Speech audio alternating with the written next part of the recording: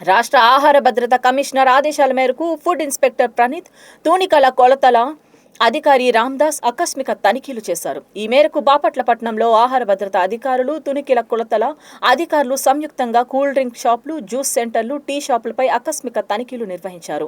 ఆహార నాణ్యత, పరిశుభ్రత ప్రమాణాలు, నిబంధనల అమలును అధికారులు పరిశీలించి తగు జాగ్రత్తలు తీసుకోవాలని కోరారు. శాంపిల్స్ తీసుకొని నిబంధనల ప్రకారం చర్యలు తీసుకుంటున్నామని, నాణ్యత లేని వారిపై కఠిన చర్యలు తప్పవని హెచ్చరించారు.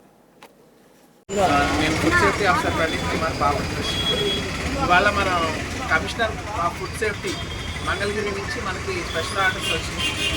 లీగల్ మెట్రాలజీ డిపార్ట్మెంట్ తోటి ఫుడ్ సేఫ్టీ డిపార్ట్మెంట్ని కొన్ని స్పెషల్ రేట్స్ చేయమని చెప్పారు. అందులో భాగంగానే ఇవాళ స్పెషల్ రేట్స్ స్టార్ట్ చేయడం జరిగింది.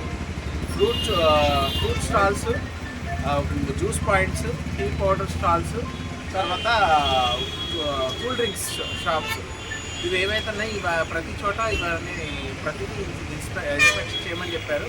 మరి లీగల్ మెట్రాలజీలో ఉన్న పరిధిలో వాళ్ళ ఏవైతే చూడాల్సినవి ఉంటాయో అవన్నీ కూడా వాళ్ళని చూడమని చెప్పారు. మా పరిధిలో మాకు ఏవైతే ఇన్స్ట్రక్షన్స్ ఇచ్చారో అవన్నీ మేము పాటిస్తాం. సో ఇక్కడ శాంపుల్స్ అనేది లిఫ్ట్ చేయడం జరుగుతుంది.